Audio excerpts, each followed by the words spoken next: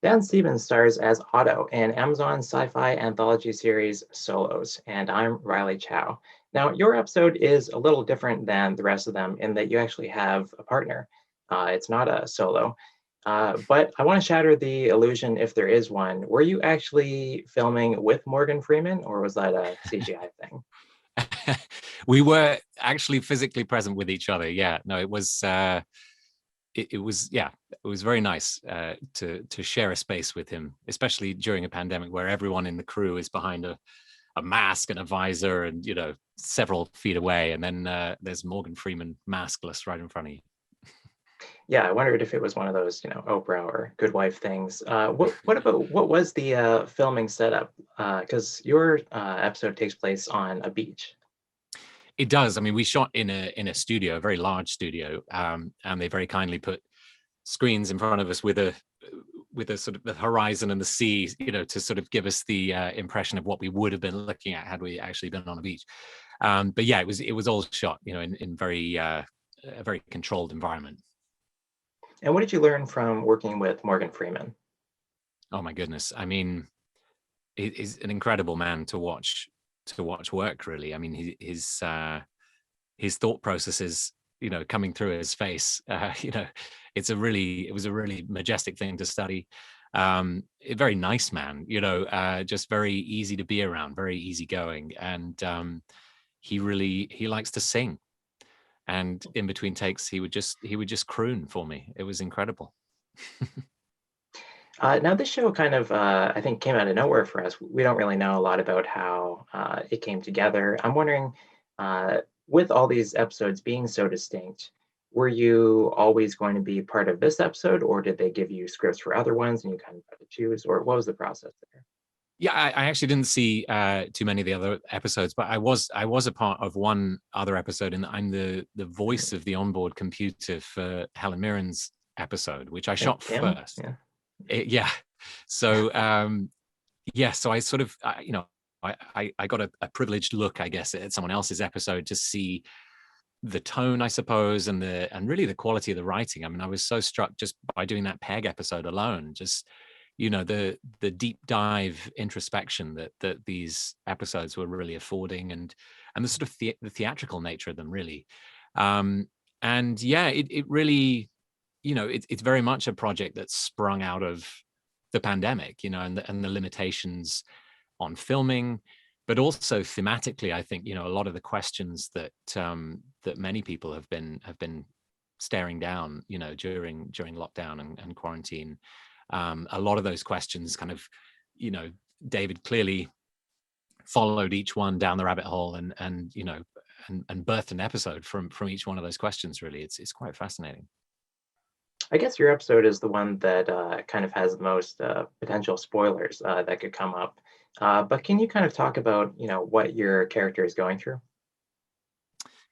Yes, I mean, he's going through a lot. I mean, he's at the end of what's clearly a very long quest, to find this man who is in possession of what he's looking for without giving too much away. And so there's a sense of exhaustion. There's a sense of relief.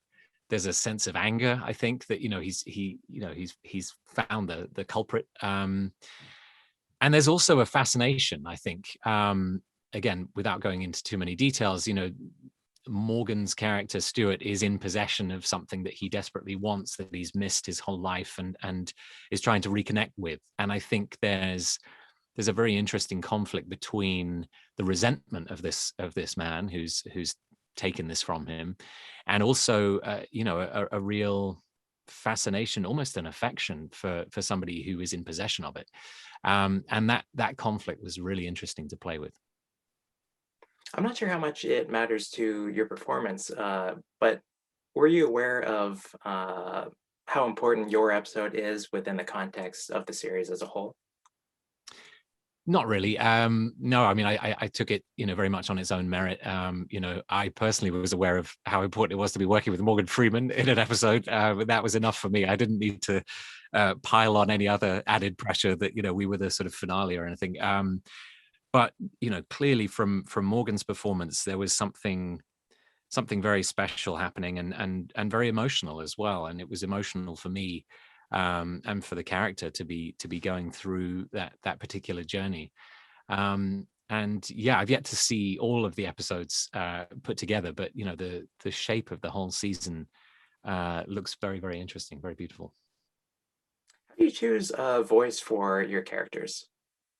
Like a kind of an accent, I mean. Yeah, that's a good question. I don't know. I mean, I think I there was an element of, you know, looking to place him somewhere roughly where Morgan's character might have been from. I think they've sort of geographically originated in the same sort of region. So there was a bit of that with Otto. Yeah, I mean, I didn't want to sort of lean too heavily on you know, pinning him to a specific place, because there is something I think quite abstract about, particularly about our episode, and it's really about the interpersonal, you know, rather than the sort of geo-specific thing. But yeah, it can be any number of factors really. But I enjoy just sort of throwing myself around the voice world. Okay, and while I have you, back when you were on Downton Abbey, then you left the show, I didn't understand it at all. And then I saw the film The Guest, which I think is one of the coolest performances that I've ever seen. What can you tell me, just a little tidbit about that film? That was a very, very special one. I mean, for me, it was the first time that somebody had given me the opportunity to play in you know, that kind of genre. It's not something that we do very much in the UK. Certainly not in that style. And the collaboration with Adam Wingard was so wickedly funny. I think, you know, it amused him that this guy from Downton Abbey was going to be his sort of twisted action hero, and it certainly amused me. And yeah, it's a special film, and I love that it's, you know, it's had a life, you know, far beyond its release, and it, you know, it keeps popping up on Netflix now, and you know, there seem to be new fans joining all the time, so it's great.